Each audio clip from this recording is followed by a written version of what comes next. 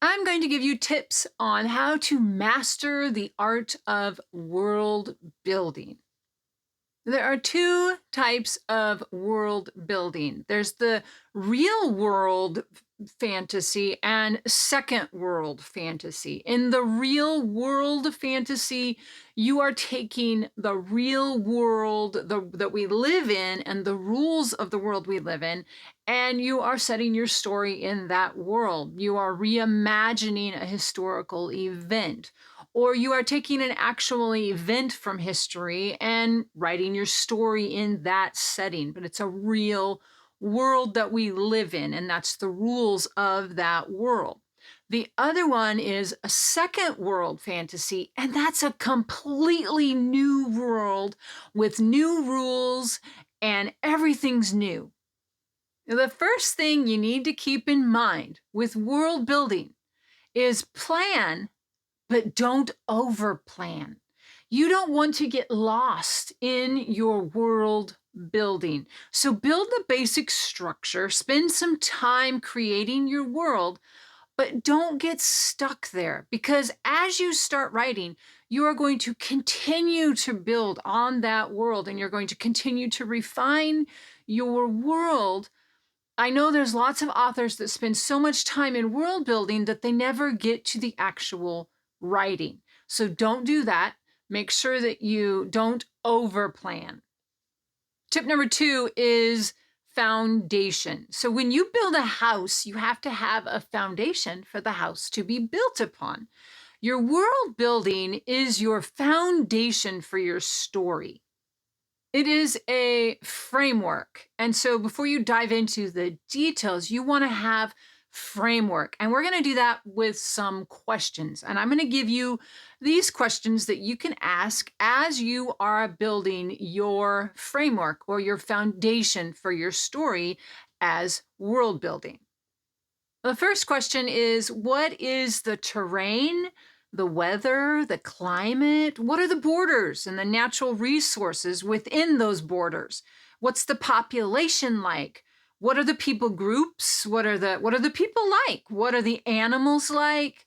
You got politics, languages, social classes. What are the normal occupations in your world? What about society structure, religion, culture? And then we can get into history. What happened to bring this world to the place of your story? And this one's a really good one. Was your world always this way?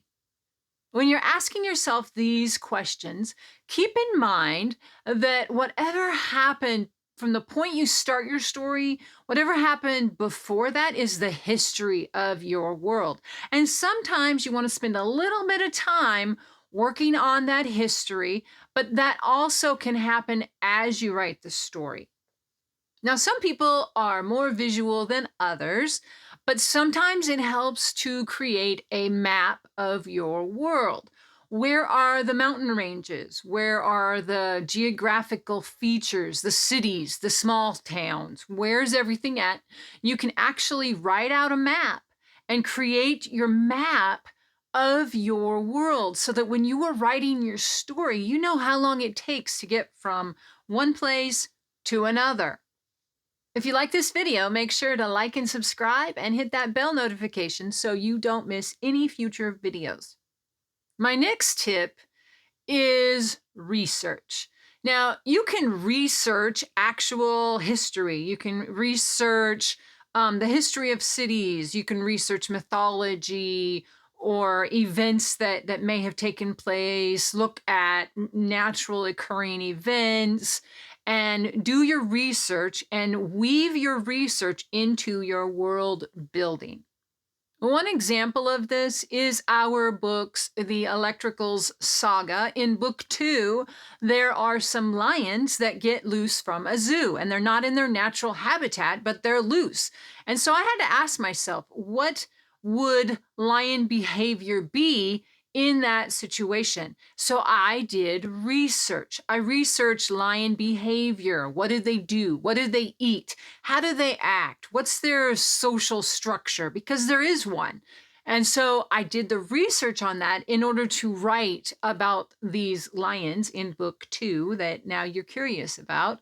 But it requires research. So whenever you encounter something in your world building, you want to make sure that you do research. I encountered something like this where I said, this author did not do research.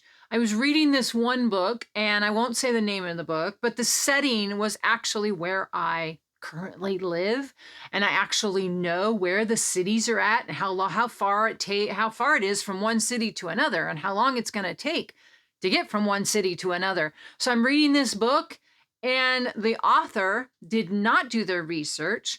They took what should have taken several hours to travel from one place to another, and they made them travel there very quickly, and it pulled me out of the experience. You never know who's going to read your book, and they may have knowledge about something. So if it is within your ability to do the research where and what, and do your research so that you can weave your research into your world building so that you're not tripping up any readers by your lack of research.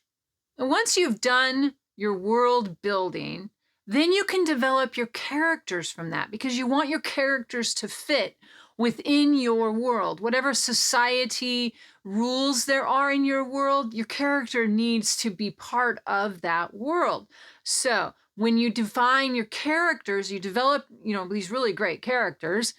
You want to make sure they fit in the world you have developed.